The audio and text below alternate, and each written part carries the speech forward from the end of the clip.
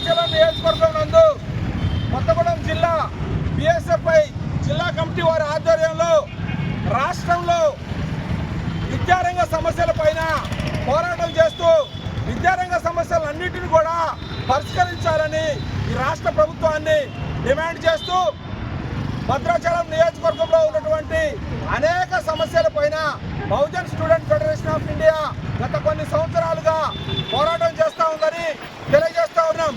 ఈ క్రమంలోనే జిల్లా కమిటీకి సంబంధించి ఈరోజు నియోజకవర్గంలో ఉన్నటువంటి మండల అధ్యక్షులను ఉపాధ్యక్షులను విద్యార్థి సంఘానికి నియమించుకోవడం జరిగింది. మరి ఈ సందర్భంగా వారికి అపాయింట్మెంట్ లెటర్స్ అందజేస్తూ విద్యారంగ సమస్యలపై అనునిత్యం పోరాడుతూ భావజాల వ్యాప్తికై కృషి చేయాలని నూతనంగా వచ్చినటువంటి మండల అధ్యక్షులను దుమ్ముగూడెం, వాజేడు, చెర్ల, వెంకటాపురం అదేవిధంగా భద్రాచలం టౌన్ మండల అధ్యక్షులను నియమించడం జరిగింది.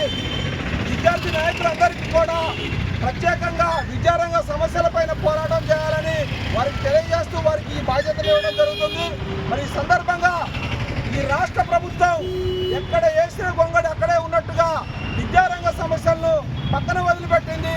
20% నిధులను విద్యారంగానికి కేటాయిస్తా అని చెప్పి మేనిఫెస్టో పెట్టి విద్యార్థులను మోసం చేసి మరీ ముఖ్యంగా ఈ బహుజన కులాలకు సంబంధించి విద్యార్థులను బహుజన సమాజాన్ని మోసం చేయడంలో ఈ యొక్క తెలంగాణ రాష్ట్ర ప్రభుత్వం రేవంత్ రెడ్డి కాంగ్రెస్ ప్రభుత్వం విఫలమైందని తెలియజేస్తా ఉన్నాం.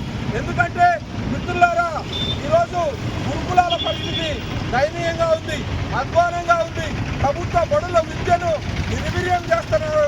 కనీసం మౌలిక వసతులు లేకుండా, విద్యార్థులు పడుకోవడానికి జాగా లేకుండా, బిడ్డలు పెట్టుకోవడానికి జాగా లేకుండా, చదువుకోవడానికి లైబ్రరీలు లేకుండా, పౌష్టికమైన ఆహారం తినకుండా విద్యార్థులు అనేక రకాల ఇబ్బందులు పడుతుంటే ఈ ప్రభుత్వానికి మాత్రం నిమ్మకు నీరెత్తినట్టుగా ఉండి విద్యారంగ సమస్యలను పక్కన పెట్టి 6% మాత్రమే నిధులు కేటాయించిన నిధులను కూడా సక్రమైన పద్ధతిలో వాడకుండా వేరు శాఖలకు నిధులు మళ్లాయించడం ఈ యొక్క బహుజన సామాజిక వర్గాల పట్ల ఈ కమ్మ, రెడ్డి, వెలమ దొరలకు ఎంత మాత్రం చిత్తశుద్ధి ఉందనేది ఆలోచన చేయాలి మిత్రులారా.